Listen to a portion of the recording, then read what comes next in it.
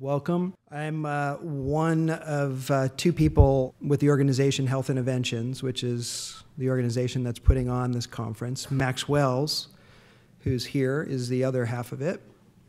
And on behalf of Health Innovations, welcome. Let me introduce John Kenagy, Dr. John Kenagy. Max and I talked to John a couple of months ago, and as we were kind of fleshing out the ideas around this program, and John was very intrigued, and we were intrigued by John's background, and you can see his detailed background in the program, and you can also read more about him online. I think what I will say about John and why it was interesting to have him here is John obviously has a ton of expertise within the established healthcare environment. He cut his teeth, his professional teeth, in that area for many years, but really in a quest to figure out how to solve some of the, or many of the problems that we are trying to solve today, he went on his own personal quest to see how that could be done from the outside and sort of bring some of the tools, perspectives, insights from the outside back into the inside. And so from an innovation standpoint, very interesting approach, and from a domain experience and expertise, very interesting approach. And so we thought John would be a great person to speak tonight. He is, well, I think, not to put too much pressure on John, but John sort of, setting things up, setting the tone for our conversations over the next the next day or so. And I think I'll stop there, and without further ado, introduce Dr. John Kenagy. Thank you, Michael. And it's a real pleasure for me to be here. And you're going to have a lot of fun tomorrow. You know that? This is a very interesting place and very interesting group of people. And I'm honored to have a chance to talk to you a little bit, and Max and Michael talking to me, they asked me to say, well, kind of set the tone, but kind of stretch our thinking a little bit about things, kind of. So can we get out of the envelope? So we're changing minds to change behavior. Whose minds need to change? I hear a lot about changing behavior. The context that it's always put in is, if those patients would just, if the doctors would, if those nurses, if we could get those managers, if the health plan, if the government, it's always somebody else's behavior that's got to change, right? Well, yeah, maybe, and I think that could be too, but how does that work for us? And so I'm going to talk a little bit about how my mind, I'm just going to tell you a bunch of stories. Actually, how my mind has changed over a period of time and what made an influence to me, and hopefully give you some guidelines. But I'll give you some other, we're going to end up talking about neurophysiology. And there's a lot smarter people in this room about neurophysiology than me. But I'm going to offer you what some insights have been very helpful to me in thinking about this and thinking about what I do and what happens with what I do. So here's a thought for you. You can practice a mindset as you engage in your exploration tomorrow. Look on it's an exploration. Don't look upon tomorrow as a confirmation, but it's an exploration. And there'll be things that I'm going to say, I suspect, that for some of you, probably most of you in this audience, at certain times, your brain is kind of mentally going to start to kind of do this. Squinty-eyed. I got to think about this. Doesn't seem right. I got to analyze these facts. If you start to feel that, then I would suggest just stop. That's a signal to you. Just stop. Your brain's telling you something, and just stop and just be open. Just listen to what's happening and listen to the conference. If somebody makes a comment and they say, "Ha," and you think that's the stupidest thing I ever heard, just stop for a second and just let that kind of think in your brain. And the other thing is, you might hear something I say or see tomorrow, and you think, "That's right. They finally got it." you know, I throttle back. Because it's your brain speaking to you about how you've been and how you have been in the past and how you might be in the future. And we're missing a human component about being able to think and act out of our own mental box. So practice that today. The other thing that I would say, when you go around tomorrow, do the same thing tomorrow. Then what I want you to do, if you really keep yourself open, what I want you to do is get a Post-it pad. Put a Post-it pad in your pocket, but don't write anything. But stay open. And within the next 3 days, you'll be walking the dog, you'll be taking a shower, you'll be cooking or mowing the lawn, and an idea will come to you. Bing. Write it down.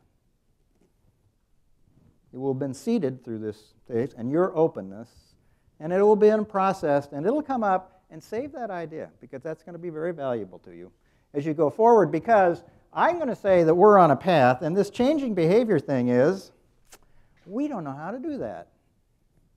I've been in the changing behavior business as a physician for 40 years, and I can safely say, I don't think we know how to do that, and I think we're on a path. We're on a path to go someplace, but you know, it's a path we haven't walked on because it's new. So here's a 10,000-foot view of where we are and where we will, where I think we're potentially going to go. So I'll start out with this comment that so successful innovators adapt and thrive by developing opportunities and choices. Opportunities and choices that most everybody else doesn't. That's how you successful and thrive. You develop opportunities and choices that the rest don't. And it's not a best practice. So if you're looking for best practices tomorrow, I would say stay open. Because by its very definition, our answer is not a best practice. But someone's going to make the new best practices. So you would say, oh, that's good, that's fine, that's great, and that's good because we're smart, and I'm smart, and we got a great organization that's really innovative. Well, the challenge with that is the data is just overwhelming. That historically successful, and I make four comments: mindsets, methods, strategies, and structures. M2S2, you can think of it that way. Historically successful mindsets, methods, strategies, and structures will always seek to slow, stall, or stop certain kinds of adaptive innovations, particularly these kind, because they're not best practices. And I'll predict that all of you have seen that happen if you've been associated with a large organization. A bright idea that kind of gets... The fact is that our established organizations are perfectly designed to not do certain kinds of adaptations. And if it's a path we haven't been on before, we're perfectly designed to not go down that path, and we don't have to feel bad about it. So we're going to talk about that in the context of how that works and what you can do with your organization. And you can say, and my mentor in this, Clay Christensen, says in his data, it's almost impossible for an established organization to approach these kinds of adaptive innovations. So what can you do about that? Well, I say if it's built into the DNA of your current organization to not adapt, how do you build organizational DNA that's designed to adapt? So our framework then becomes, and the opportunity we're going to talk about, how do you develop organizational adaptive capacity so that it becomes the default response of your organization to adapt in the context of the work. So how does that happen? So let's start the story here. So who's that? I know, almost unrecognizable now. Well, that's me. So that's me. And that's me as a newly minted MD coming out of the University of Nebraska, about ready to come to the University of Washington to become a surgeon. And what did I think when I walked out into the world with my bright, shiny MD? What did you think when you began to get engaged in healthcare in whatever situation you're in? Whatever situation you're in. I don't care if it's practitioner or technical or advocate or patient? What did you think? Well, I just figured I was going to go out there and take care of patients. You know, that's where I was going. And it would not be particularly easy. It wouldn't be, but I thought it would be rewarding. I didn't think it was going to be, I was going to make a bucket of money, but I thought I would be well compensated. So what happened? This is the 70s, a long time ago. What happened? Well, the world we walked into was not like that. And in fact, it's really easy to have many weeks of healthcare conferences and actually never have the word patient be spoken in the context of this work. So it was, and very unexpected, unexplainable things happened. And they happened to me. They happened to me personally. So for example, in 1992, I fell out of a tree and broke my neck. So what's a doctor look like with a broken neck? Well, here you have the typical doctor with a broken neck. Now, as you see from this picture, there is a silver lining in every cloud.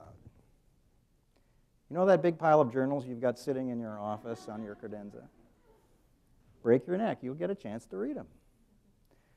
So I did get a chance to read them, and I got a chance to do a lot of other things because I was, you know, when you're in a halo, you can't do much except see what was going on around you. And what I discovered in this context was that I had many wonderful things happen to me because I stand in front of you and, you know, I'm waving all four arms. We measure outcomes. This is a great outcome, right? End of story. The question is, how did I get that outcome? And I was so impressed by the fact that I had many wonderful things happen to me, but they generally happened on the back of an individual going the extra mile to make sure I got what I needed. Not necessarily what the system was trying to deliver, and that the system in and of itself not only didn't help, it could actually get in the way of that happening. And that made a big difference to me, and I'm a surgeon. If it's broken, fix it. And I work with a great healthcare organization, same one Mark worked with, Peace Health, here in Southwest Washington. And so I decided, well, if we're going to fix it, you becoming a manager and an executive, because that managers fix things, right? I mean, that's the reason you go into management, so you could fix things. And I was greatly supported by the system through the midst of the managed care revolution. This is 92 to 97, and I ended up to be vice president of business development for our region, and I had dual reporting relationships. I reported to the CEO of our system, whose job it was to maximize reimbursement for the system, and I reported to the CEO of our health plan, whose job it was to minimize reimbursement for the system. And the fact that I took that job just proves you can still get into Harvard and not be really too savvy. But I did. And what did I discover? Over a 5-year period of time, some of my best efforts as an executive made my life worse as a clinician. Electronic medical records, I mean, lots of stuff. And what I needed as a clinician was a nightmare to me as an executive, with unfunded mandates and fixed reimbursements and JACO coming around the corner and all this other stuff that I have to do. And in 1997, the managed care revolution unwound. It unwound doing all the things we're trying to do right now. It unwound based on integrating physicians, creating accountable care, et cetera, et cetera. And that was a real blow to me, and the mantra for our executive team was we needed to try harder. So I didn't think I could try harder necessarily, because I was trying really hard. And so I did have a response. I left. I left the United States. I went to Boston. And I did have an association, and the thing I was interested in was, so how do you do this? Sustainable innovation in a complex, dynamic, unpredictable business, where how do you get the data up to do that when the data is constantly changing? And first at Harvard's Kenagy School, and then I met a guy at Harvard Business School. And this was what we began to talk about. And this is what we were thinking about. So here's list one, bunch of great companies. List two, bunch of great companies. What's the difference between list one and list two? What do you think? What are your thoughts? Great companies on both sides. If you see that, you can begin to see kind of intuitively there's some obvious differences. But the fundamental difference is the list one companies were the leaders in their industry, with all the power, bucket loads of money, and an abundance of really smart people who failed to develop a simple innovation that fundamentally changed their industry and could, in fact, eliminate their organization. The other side of it was, after they discovered that this was a new world out here, they were unable to make the transition, despite best efforts. And this is a concept called disruptive innovation, and the father of that at Harvard Business School is a guy by the name of Clayton Christensen, and Clayton really stretched my brain into a new place. And he asked me to join him as a visiting scholar and his team to look at the context of this in healthcare. And we ended up writing this article in Harvard Business Review around the concept of disruptive innovation. So it's safe to say, we can say, so is disruptive innovation the answer? Well, actually, I don't think so. I think it's a different screen. But let's come back and frame this issue differently. Let's look at our list again. Let's look at our list up there. What's the difference between list 1 and list 2 now? Again, let's frame it in a different way. So let's put a graph up here. So here's a graph, and it shows new value increasing over time. So if we were going to graph these organizations' ability to create new value over time, what would it look like? Well, the list 1 companies were fabulous, great, marvelous, wonderful industries and companies that created tremendous new value, but then became increasingly difficult for them to be able to generate new value in the context of what they were going to do, creating new innovations. What about the list 2 companies? Well, interesting, some of them started very small, but same industry, they demonstrated that they could create new value, but they could create tremendous new value that was not even on the radar screens of the list 1 companies when they were starting. So it's this difference, and the fact that they started down here and did this was one of the reasons that a lot of these companies tend to flatten out. And yet organizations seem unable to make this transition. So I would frame the issue is our ability to create new value, and that's the key to healthcare. It's the answer. It's the answer to healthcare. How do we provide much more and better care at much less cost? I think we can create a social movement around that. I think we can. I think we can create a business. I think we sit right now in the center of the greatest business opportunity practically in the history of the world, all framed around that one issue, our ability to provide more and better care at less cost. But you say there's no health care up there. Well, so where's health care? Okay, so let's put a health care up there. What's it look like? Where's health care? Who's list 1 and who's list 2? This is usually the part of the talk where I offend someone deeply in the context of this work.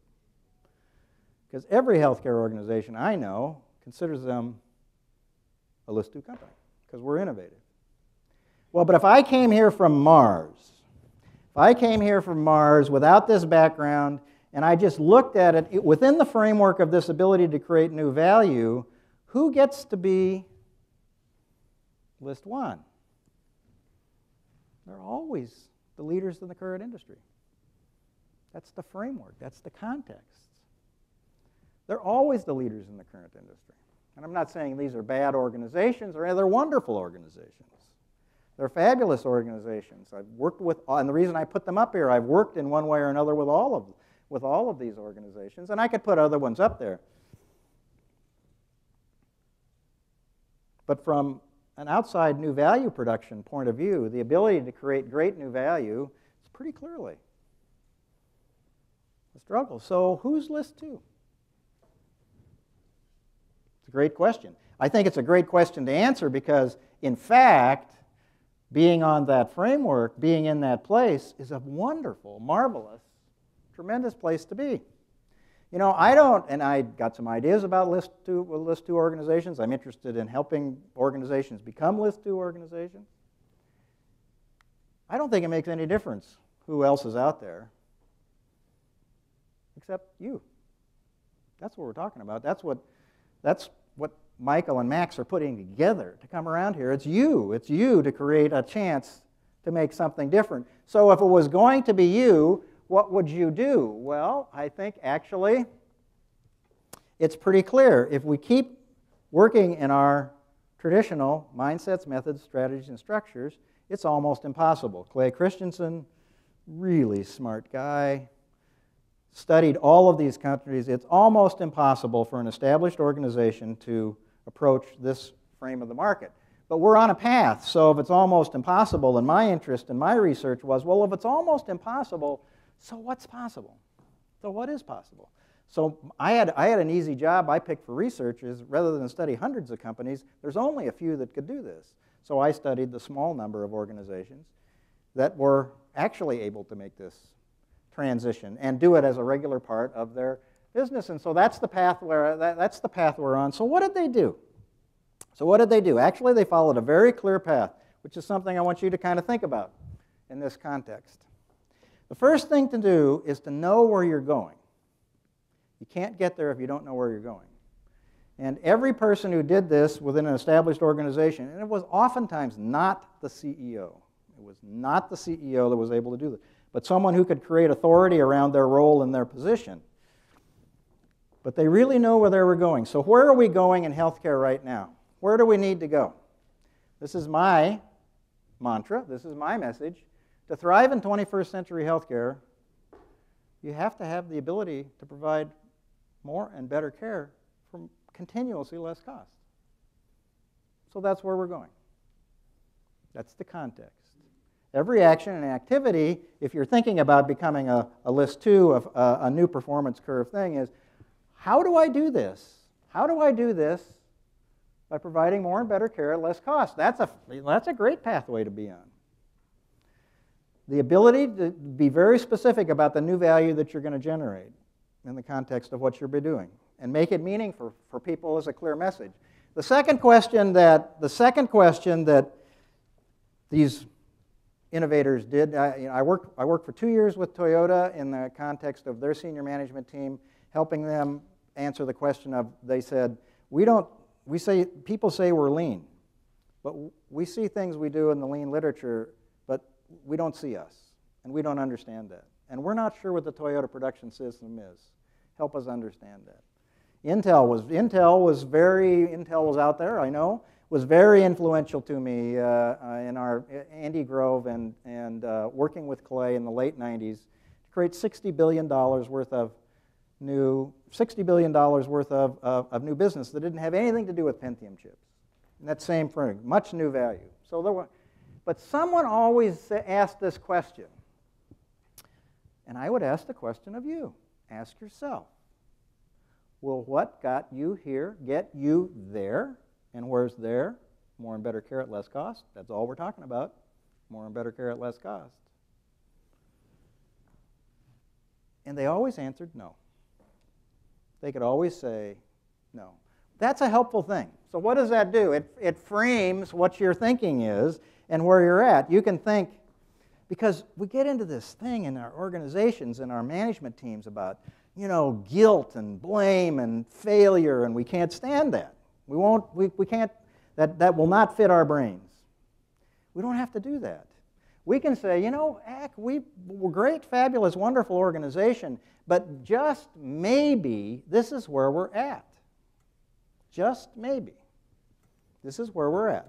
We're at the top of a trend. And we don't have to deny or say what we did before was a problem at all. No. It was good and wonderful. But the context is this is where we are. So where do we go from here? Well, it becomes reasonable to think about doing something that's different. And then just remember, stick in the back of your brain your thoughts.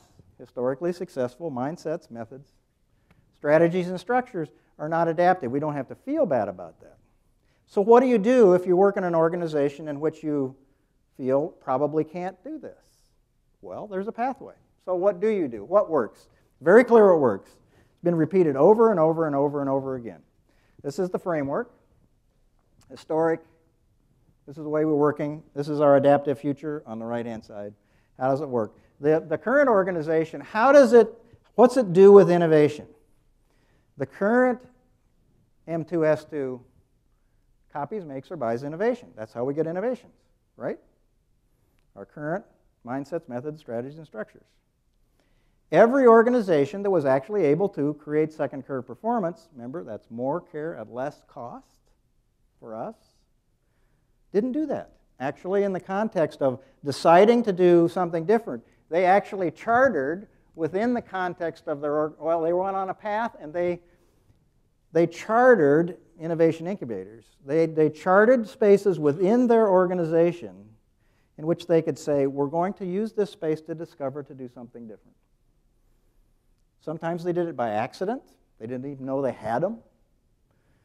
Sometimes, actually more rarely, they specifically did that. So it's the context that we're going to think about creating a space in our organization to do something different. Secondly, what did they do? How do we know what to do?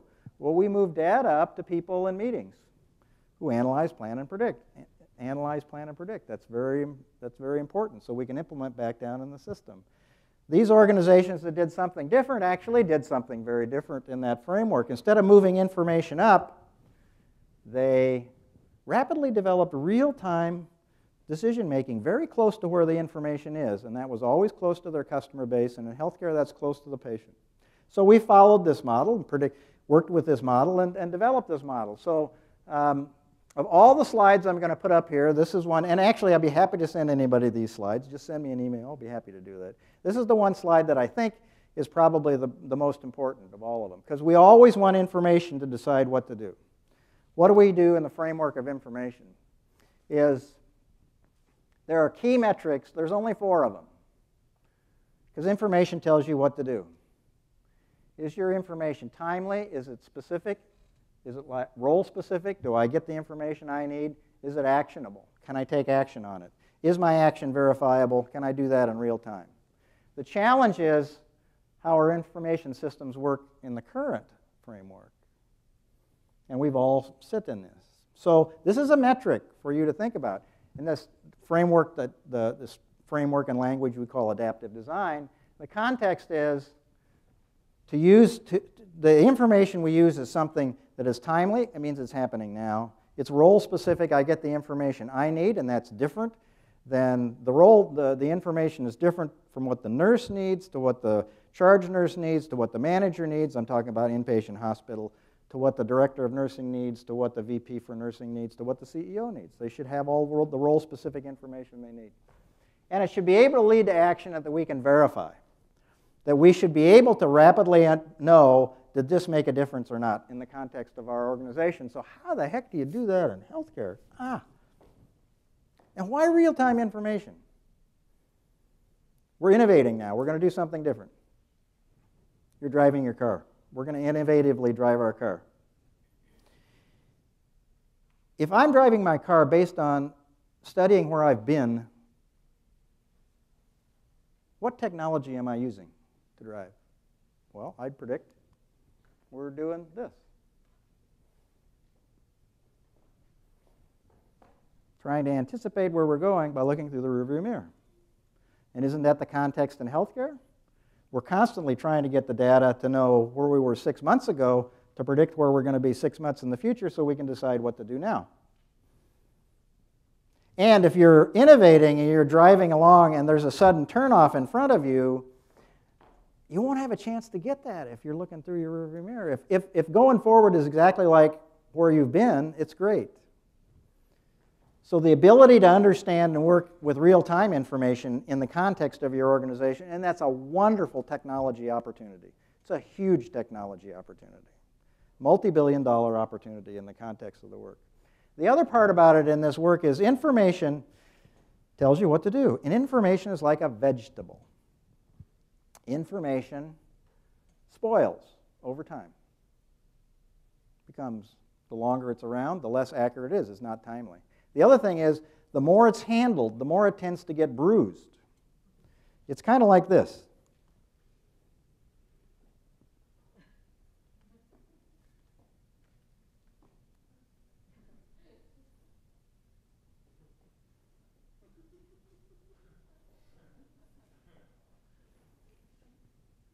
Takes a little time with this one in the context of the work.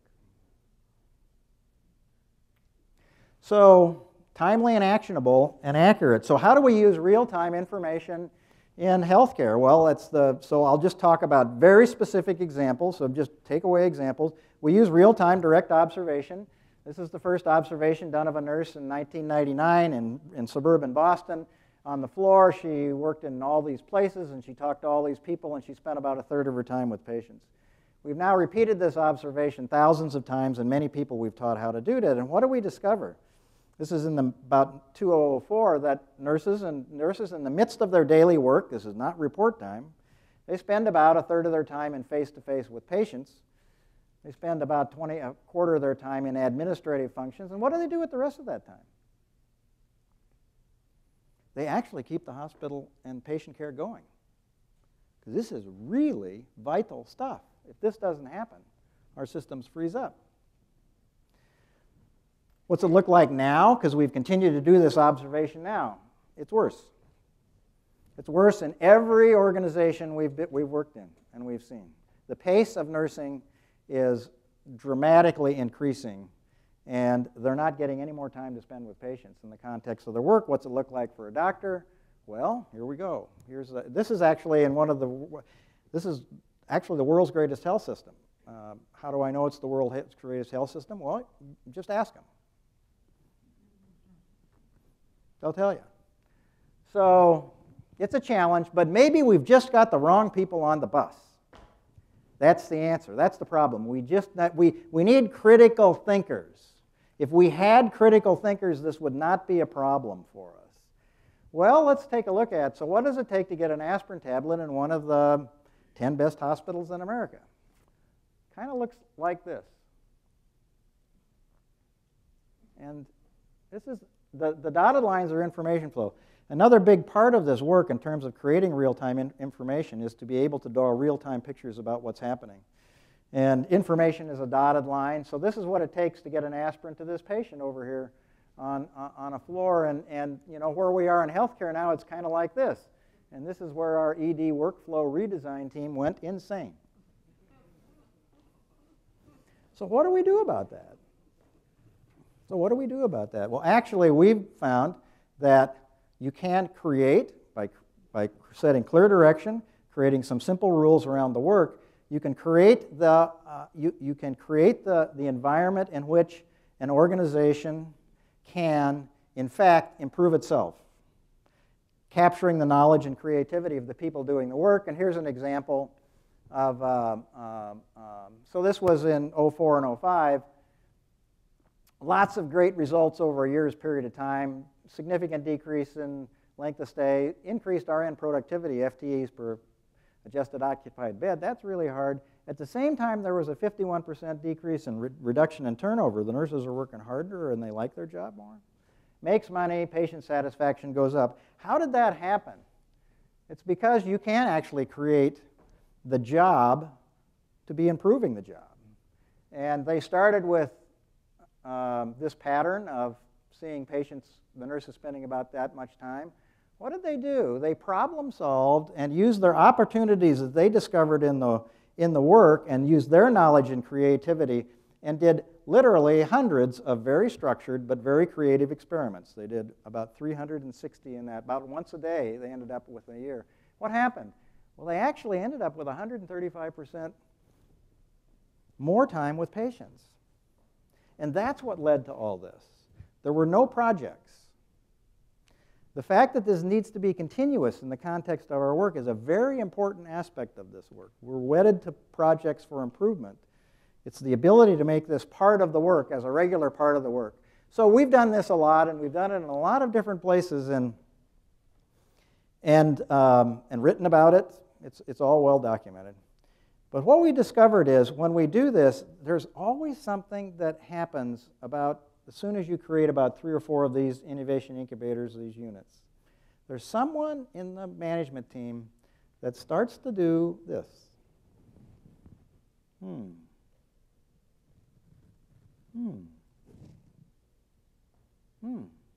Well, this is different. This is interesting, but this is different. You know, we got to think about this. I need some more data. Give me some more data. And for years, I fell into that trap of providing people with more data. What I didn't understand, it took me years, literally years to understand this. What did they do with the data? Back through the system. Back through our standard. And this is an important aspect, and we'll talk about the mindset part of us. But you really can't think your way into a new way of acting, and there's an abundance of data that supports this. So data is not the answer, I'm saying. Data is not the answer. Data is necessary, but it's insufficient. There's lots of proof in lots of scholarly journals and not so scholarly journals. Here's what I don't understand. You just asked me to follow a process that's failed 30 times in a row, and you know it. At what point can this no longer be called optimism? When it succeeds. So I've been in the managed care business for 40 years in healthcare, and we've been aligning incentives for 40 years. How's it working? How's it working? But that's the answer, is it? Or is it? So I would say the context is, if we change our minds and our managerial minds in the context of this work, that you can't think your way into a new way of acting. You have to act your way into a new way of thinking. And I'm going to close with this last slide because this has been very, very, very influential in my thinking. It's explained so many things to me. So this is the work of a guy by the name of Evian Gordon, and who has a company called My Brain Resources. He has the world's largest database on neurophysiology. He's based in Australia and on the West Coast here. But he has a great framework for talking about the brain, and it's really helped me.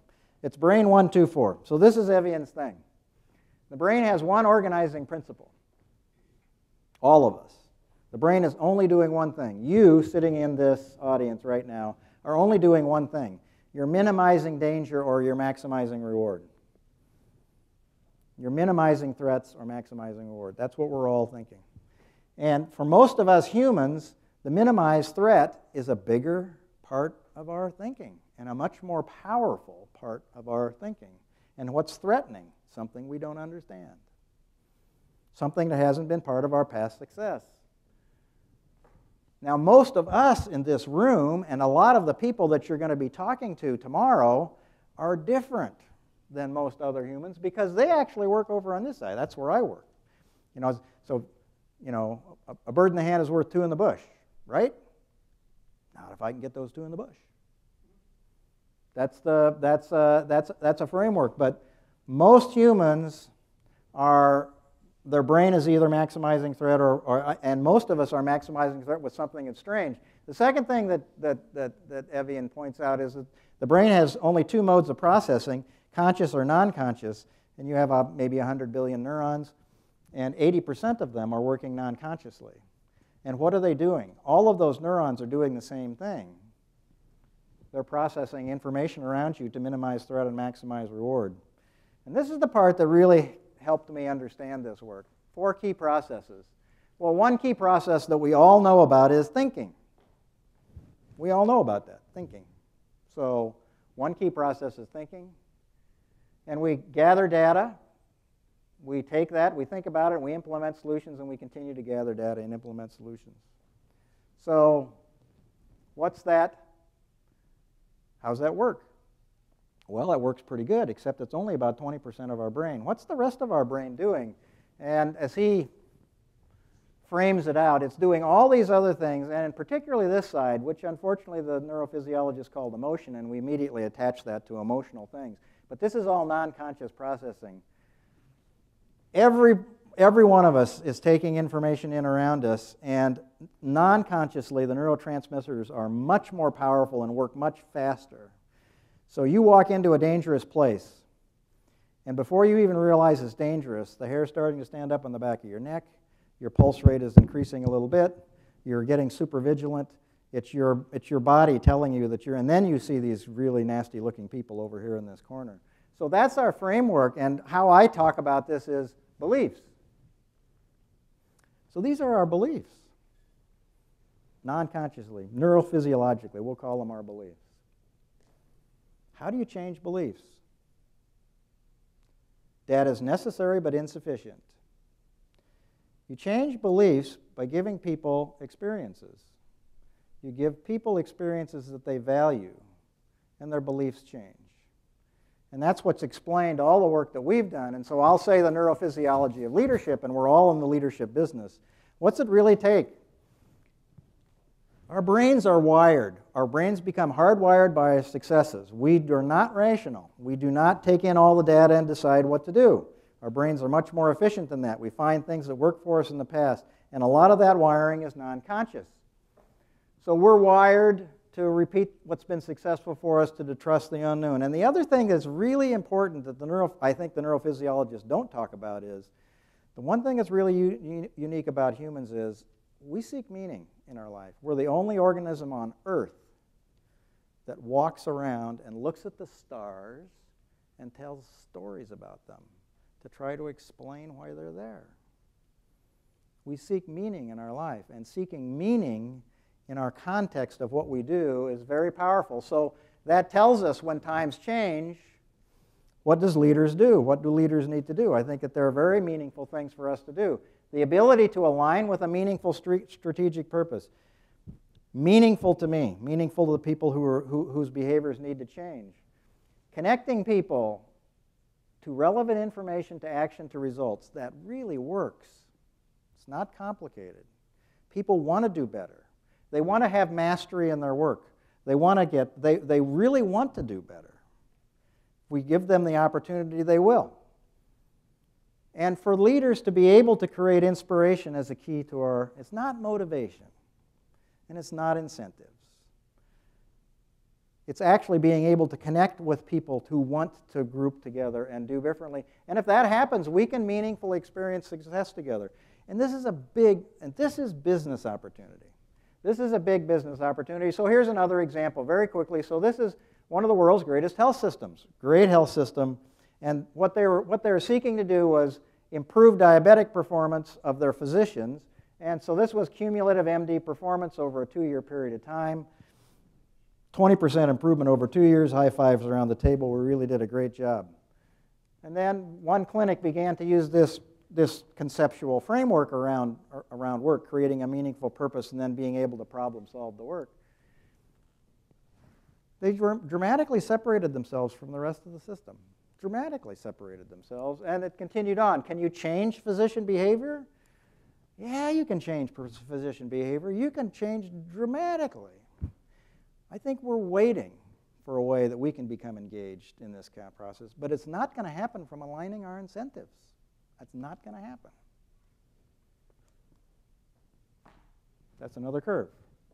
That's for us to develop. That's for you to develop. That's for you to learn about. That's for you to come together and make this. It's not going to happen from our leadership. So how does that happen? So this is, I think, a great business opportunity.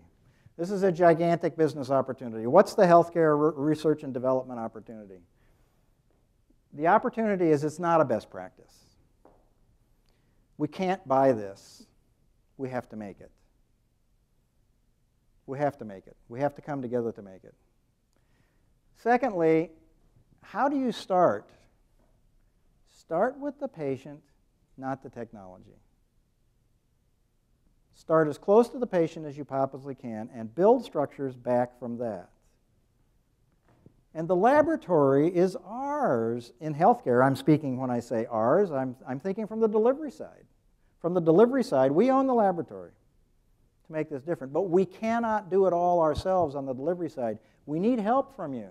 We need help from outside of us to be able to do this. Our ingenuity and new partnerships and skills will make the future. And what's the reward? It's strength through adaptability to be able to continuously change. This is not a one-shot deal. This is something we keep going forever. I say more and better care at continually lower cost and never stopping. That's a great opportunity for you. You're going to see us, again, this tremendous amount of ingenuity and thought, and you're going to hear wonderful people talking about that. Let's think about framing it differently than we've been doing it. Let's think about creating those kind of relationships that will make a difference. So this is a summary of what we've been talking about. So I would say for all of us, the facts are overwhelming. Successful innovators, it's opportunity and choices that the most will not make. Most people will not make these choices. It's built into their framework in their brains. If you want to make a difference, you have to be able to assess opportunities and choices that others won't. And if you're a leader in an organization, you need to make it safe for people within your organization to make choices that others won't. Secondly, it's understanding. We don't have to feel bad about it.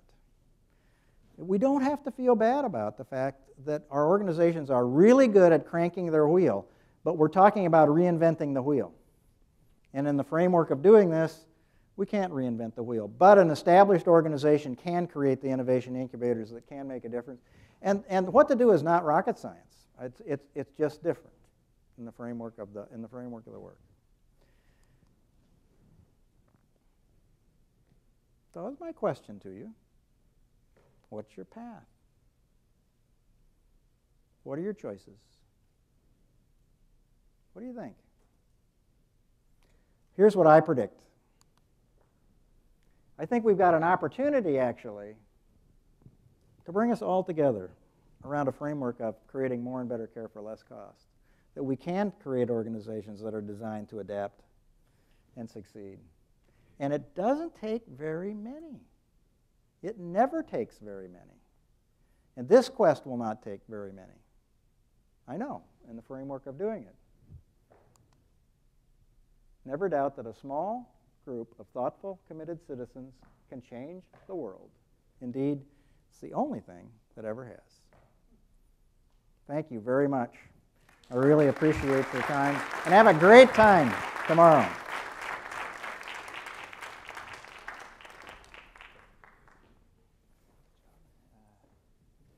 We have time for a few questions, so John, stay up here. We'll, I'm sure, elicit a question or two. So this is a good time. And actually, I'm interested in the problems that you see in the context of this, or the problems that you might face. So is this practical? Is it real? So what do you think? I'm interested in your thoughts and your experiences. You made that aligning incentives among the stakeholders in the system will not be the solution. Can you expand upon that? What's interesting is I work for a health payer, and really our focus has been and is really leading down around how you better align incentives in order to help get to the change innovation. And that is a deeply embedded belief. It's a deeply embedded belief in the context of our system. And I can say that quite literally, I have been in the incentive aligning business for the 30 years that I've been in healthcare management. There is a lot of data to success. We have our experience to say that that's probably not going to help us. And this is challenging for governmental initiatives in the context of doing this because they're all framed around. The idea of being able to say that managing incentives is not the answer is really heretical. It's very heretical. And the advantages of heresies is they oftentimes end up to be true in the context of the work. There's a lot of scientific data around this. For example, it's very clear if you give monetary incentives for people who do complex work, that you will decrease their effectiveness of their performance. That's been shown over and over and over again in the context of, so there's a lot of data.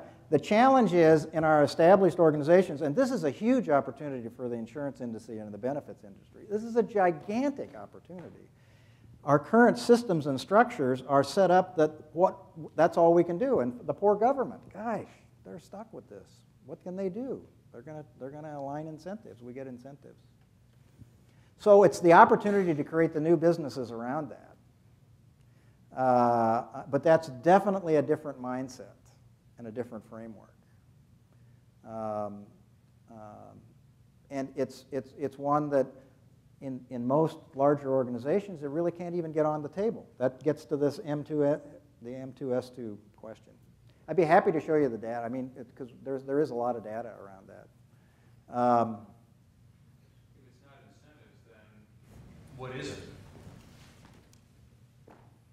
Align with a meaningful strategic purpose that attaches to people's connections and hearts. What we do adaptive design. We have a concept called ideal patient care.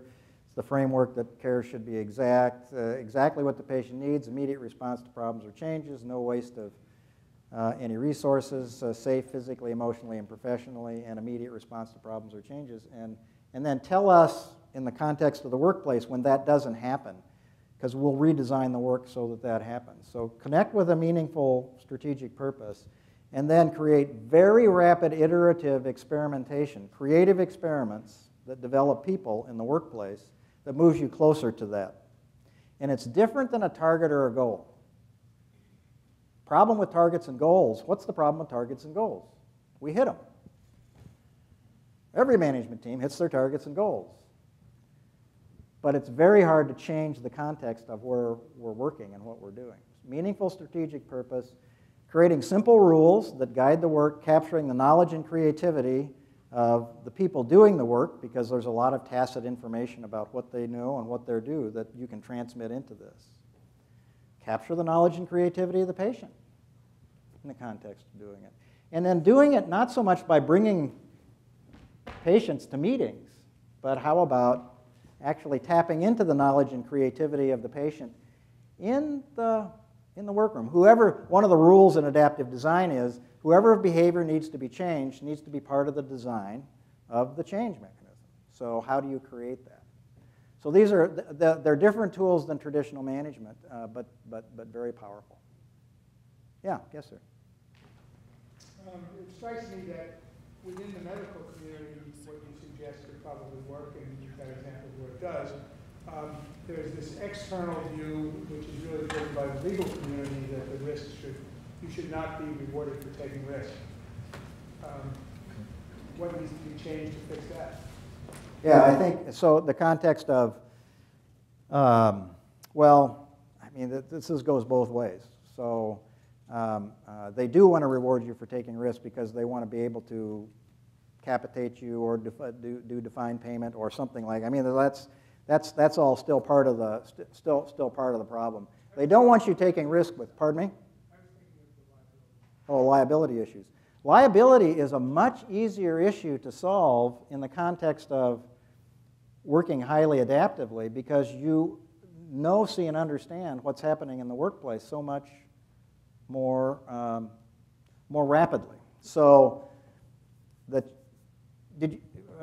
picture of the nurse, the picture of the doctor doing all that stuff, if actually a doctor has a chance or a nurse has a chance to actually connect with a patient, a lot of things can happen in the context of the work. I think our liability issues grow directly out of the chaotic nature of our systems. So how do we simplify the systems? The man standing behind you taught me years ago that you should fail quickly. Fail quickly is exactly the answer, and you know I can never bring that up because that's one of those neurophysiologic things. I used to do that in management teams, and boy, the non-conscious threat response goes up. No manager ever got any place by failing in a traditional management system. We don't think and act and work this way. The ability to fail extremely rapidly and small and safe is a key part of doing this. That's why I said that one slide about information is so important. Immediate feedback so you can recorrect your path. You're exactly right. Yes? I was curious about the vision that you were articulating about more care and lower cost. It has a fair amount of overlap with the vision of Don Berwick, which is the triple aim, but I wanted you to address more this concept of more being better. I don't think you mean more MRIs. Can you talk about what it is you think we need more of when it comes to care to get us to the place you're envisioning? Yeah, I don't think we necessarily need more tests. We need more right tests. We need more of what people need. And we need much better access in the context of being able to do that.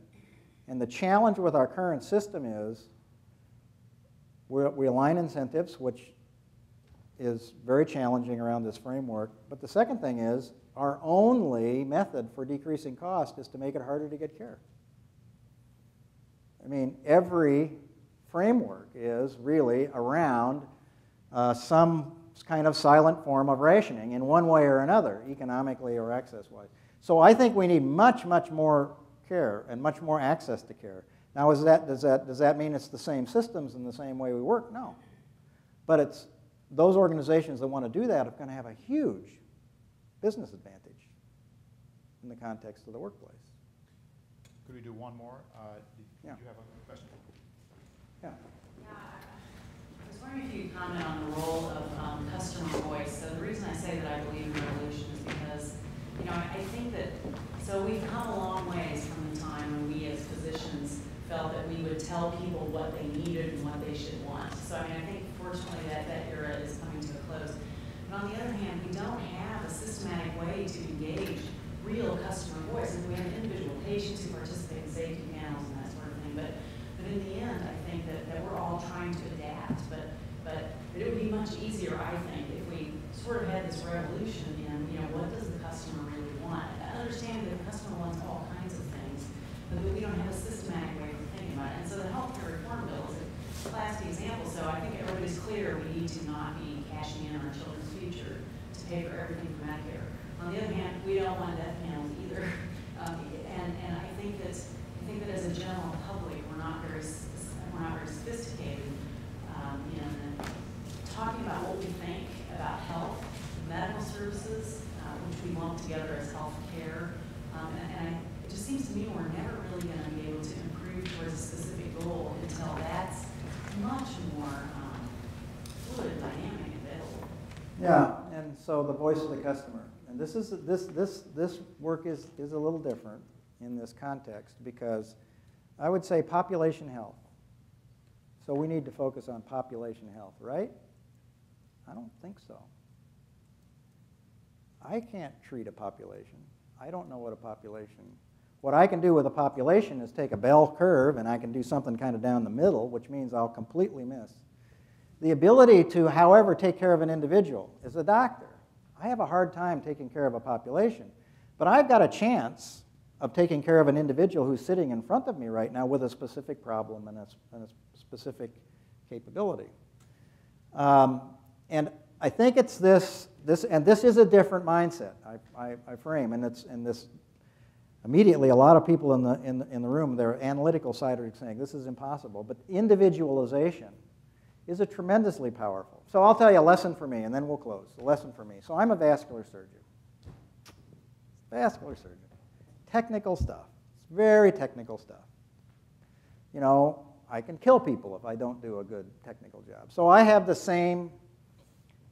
So I take care. Here's two guys come in to see me, and they're 68-year-old, smoking, overweight white males, hypercholesterolemic and diabetic, and they all got the same. They both got the same lesion. They got a tight carotid stenosis, and I do a carotid endarterectomy. I've done a lot of those. I know how to do this. I do technically a perfect job on both of those people. They both get a good technical result.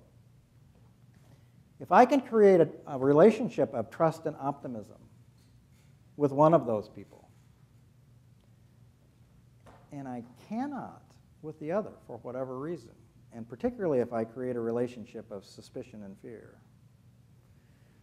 the person who I can create the relationship of trust and optimism with always does better clinically. They go home quicker, they take less pain medication, they make, Bob, you know this story from, they by any measure, they are using less healthcare services. So it's our ability to actually create relationships of trust and optimism. And I do think that there are relationships. And this is a very messy area to go, but in fact, there's a lot of science buried around it, and you can create rules around creating it. So I really believe the answer is not population health.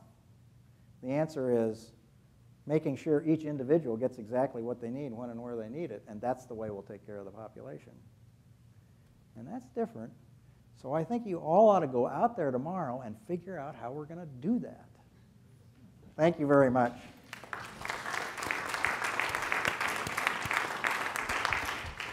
So I'd like to thank John for creating this sense of trust and optimism and for informing us.